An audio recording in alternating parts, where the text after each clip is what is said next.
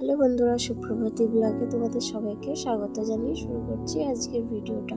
তো বন্ধুরা, তোমরা তো দেখতে পাচ্ছ এটা কি ফুল, বক ফুল। তো তোমার দেখো তোমাদের দাদা ভাই বক ফুল নিয়ে এসেছে। আমি তো এইরকম বক ফুল আগে কোনোদিনই খাইনি। আমাদের যখন গ্রামে বাড়ি ছিল তখন আমাদের বাড়িতে একটা বক ফুল গাছ ছিল, পুরো সাদা বক ফুল হয়েছিল। আর এই বক ফুলটা দেখো ফার্স্ট আমি দেখছি, পিঙ্ক কালারের বক ফুলটা খেতে নাকি অসাধারণ স্বাদ। তো তোমাদের দাদা ভাই নিয়ে এসে আমাকে বলছে এগুলোকে একটু বড়া করো। এবারে আমি বলছি ঠিক আছে, তাহলে বেসন টেসন নিয়ে আসো, আমি এদিকে তোমার বক ফুলগুলো একটু বেছে টেছে ছাড়িয়ে নিই। তোমার দেখো এর ভেতরে যে শ্বাসগুলো আছে সেই শ্বাসগুলো আমি বের করে নিয়েছি। দেখো অনেকটা পরিমাণে নিয়ে এসছে। তো এই যে দেখতে পাচ্ছ শ্বাসটা, মোটা শ্বাসটা থাকে, তোমরা তো জানো এটাকে বের করে ফেলে দিয়ে তারপরে বেছে টেছে নিতে হয়, কেননা বক ফুলে আমি জানি পোকা থাকে, কিন্তু হ্যাঁ এই বক ফুলটায় আমি একটাও পোকা পাইনি। খুব সুন্দর নাকি খেতেও হয়।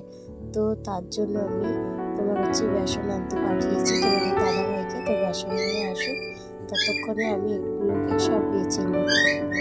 আর বন্ধুরা, তোমরা কোনোদিন এই বক ফুল কেউ খেয়েছো কিনা কমেন্টে জানিও। আমার দেখে যে কি ভালো লাগছে, কালারটা দেখেই আমার খুবই ভালো লাগছে, পুরো দুধে আলতা কালার। দেখো তোমাদের কি মনে হচ্ছে যে কোনো গাছের ফুল হবে হয়তো, কিন্তু জানো তো এই পকোড়াগুলো করলে কেমন হবে জানি না। তো তোমাদের দাদাভাই বলছে খুবই ভালো হয় খেতে। তো চলো এগুলো বানানোর জন্য সব কিছু রেডি করে নিই। এখানে প্রথমে আমি একটু চালের গুঁড়ো দিয়েছি, তারপরে দেখো বেসন, কালো জিরে, হলুদ আর কাঁচা লঙ্কা, এগুলোকে ভালো করে একটু মিক্সড করে নেব। আর নুন কিন্তু অবশ্যই দেবে, আমি পরিমাণ মতো নুন দিয়ে নিয়েছি। আর এখন আমি ভালো করে বক ফুল এখানে ময়ামটা বানিয়ে নেব ভালো করে। দেখো আমি ফেটিয়ে নেব, তোমার পরিমাণ মতো জল দিয়ে ফেটিয়ে নিতে হবে।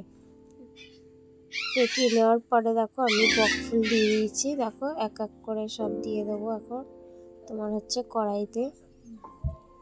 আর কড়াইতে আমি একটু তেল দিয়ে নিয়েছি, খুব বেশি তেল দিইনি, অল্প পরিমাণে তেল দিয়েছি। তো আমি এর মধ্যে সব এক এক করে দিয়ে আমি ভেজে নেব।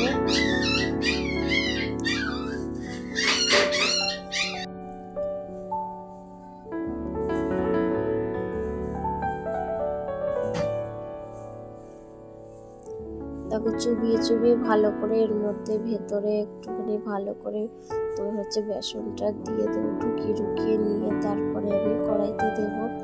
আর এই দেখো আমি দিয়ে নিয়েছি তোমার 4-5টা করে একসাথে অল্প তেলের মধ্যে ফ্রাই করছি। তোমরা চাইলে বেশি পরিমাণে তেল দিয়ে তার মধ্যে ফ্রাই করতে পারো। আমি এখানে অল্প পরিমাণে তেল দিয়ে আমি ফ্রাই করছি। তারপরে আমি উল্টে দিলাম। দেখো উল্টে দেওয়ার পরে দেখো কালারটাও খুব সুন্দর এসেছে। আর একটু পরিমাণে ভেজে নেব। তারপরে দেখো আমি ভেজে তুলে নিলাম।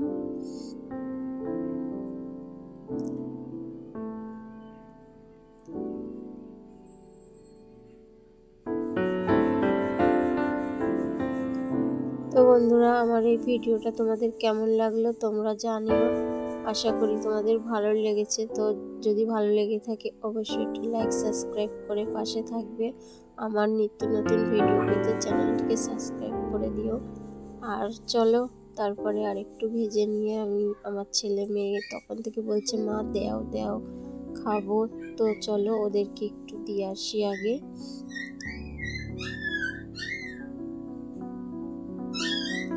তো দেখো ওদেরকে আমি একটু দিয়ে আসলাম। তোমাদের দাদা ভাইও বসে রয়েছে, যে কেমন কি হবে খেতে জানি না, তো তার জন্য আগে দিয়ে আসলাম। ওরা বলুন থেকে কেমন হয়েছে।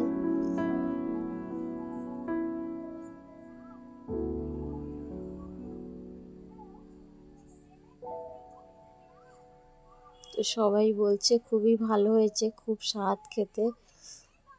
তো তোমাদের দাদা ভাইকে বলেছি ঠিক আছে, খুব ভালো যখন খেতে তাহলে আরও একদিন নিয়ে এসো, তাহলে আর একটু ভালো করে করব। তো চলো বন্ধুরা, আজকের ভিডিওটা এখানেই শেষ করছি। দেখা হবে তোমাদের সাথে নেক্সট ব্লগে। তো এখনের মতো টাটা, বাই বাই।